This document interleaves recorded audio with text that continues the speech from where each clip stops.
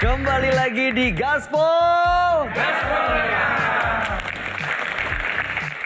Tentunya seperti biasa kita akan dengarkan motivasi, semangat dan juga kisah-kisah inspiratif dari Ustadz Dasaat Latif, di mana tema hari ini yang kita bahas adalah mengenai jodoh idaman harus beriman. Nah, itu pertanyaan yang saya yakin mungkin Anda dalam hati, ya iyalah. Tapi permasalahannya dalam tataran aplikatif. Waduh, praktek itu nggak segampang itu Pak Ustadz untuk mencari benar-benar jodoh yang idaman. Nah, ini sekarang yang mau bertanya, silakan boleh angkat tangannya. Silakan Masnya. Assalamualaikum warahmatullahi wabarakatuh. Waalaikumsalam warahmatullahi wabarakatuh. Gimana kalau pasangan kita itu dianggap idaman oleh orang lain? Pasangan dalam arti suami istri atau baru pacaran? Baru pacaran sih Pak Ustadz. Oke. Karena sikapnya itu terlalu baik semua orang gitu. Baik kepada semua orang anjuran agama, tapi kesetiaan hanya kepada satu orang. Iya, iya. Tapi ini juga cintanya pun dikasih ke semua orang. Nah, itu Ya dalam hal itu pokoknya baik dalam segala hal pokoknya deh Pak Ustadz gitu.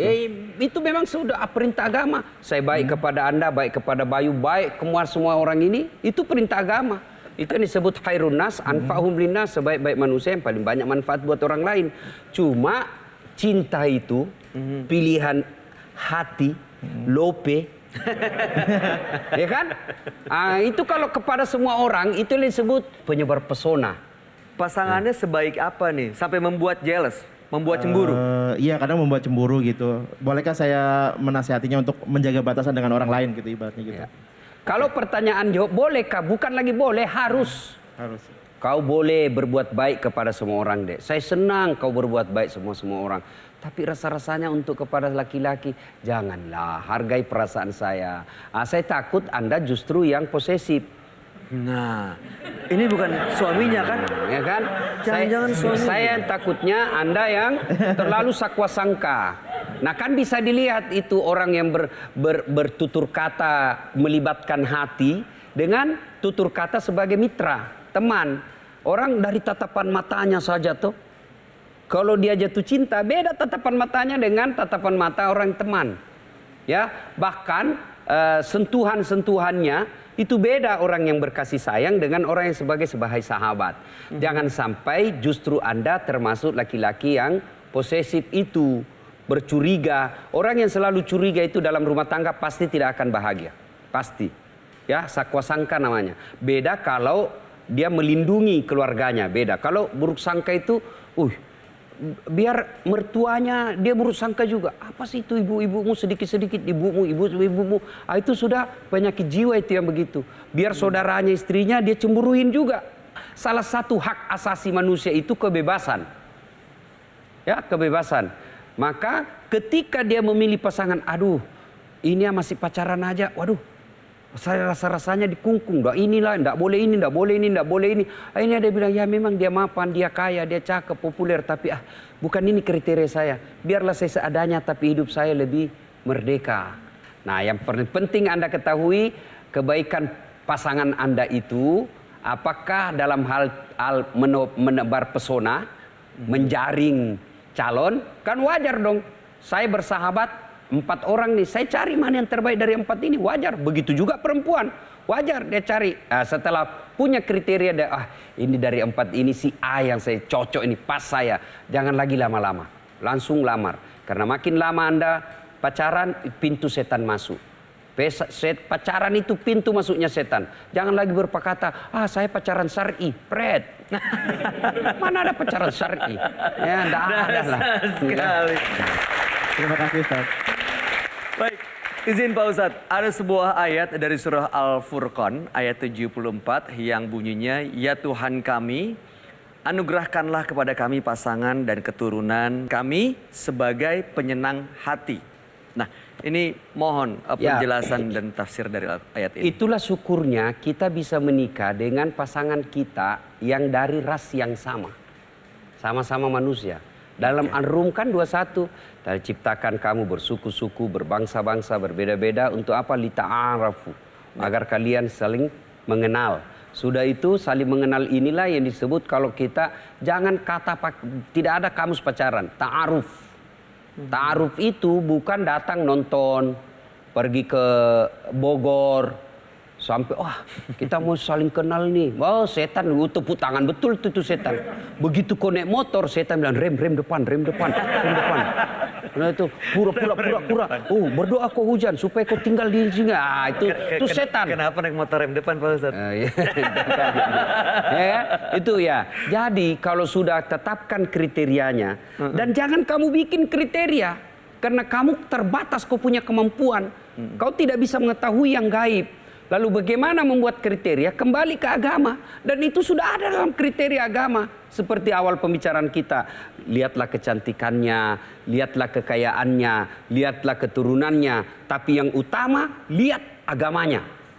Karena dengan agama, kamu akan mendapatkan yang apa ayat tadi, yaitu ketentraman jiwa. Jadi kalau Anda berumah tangga salah niat, tidak akan mendapatkan ketentraman jiwa. Kalau kau menikahi seseorang karena kaya, sementara aja dia kaya. Kamu menikahi seseorang karena cantik, sementara aja itu cantik. Kamu menikahi karena dia popularitas, pasti sementara. Tapi kalau agama, itulah yang bekal dunia sampai akhirat. Dahsyat sekali. Semoga yang single malam hari ini, sahabat Dahsyat yang jomblo, ini segera menemukan pasangan yang benar-benar bisa menjadi penyenang hati dan juga memberikan ketentraman jiwa. Amin. Nah, untuk menutup pembahasan tema kita hari ini, mohon petuah buat kita semua. Ya, sesuai tema kita, ya, pasangan idaman haruskah yang beriman? Jawabannya iya.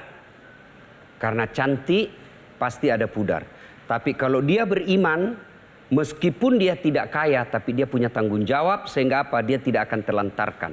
Kalau dia kaya tapi tidak tanggung jawab, maka dia akan menghina kalian. Karena dia kaya, ku ceraikan kamu, besok saya dapat lagi. Maka saudaraku, memilih pasangan, terutama Anda yang masih jomblo, jangan terpesona dengan cantiknya, jangan terpukau dengan jabatannya, jangan tersilau dengan popularitasnya, tapi tetaplah pada pendirian, lihat agamanya. Pertanyaan, bagaimana lihat agamanya? Ketika kau jalan berdua, tiba-tiba dia gelisah. Kenapa bang gelisah? Ini sudah mau asar, saya belum sholat duhur. Sudah harapan itu. Ya. Yang kedua, cari lagi informasi. Jangan tanya ke dia, bang kamu rajin sholat nggak? Pas, iya. Tapi tanya temannya sejak kecil.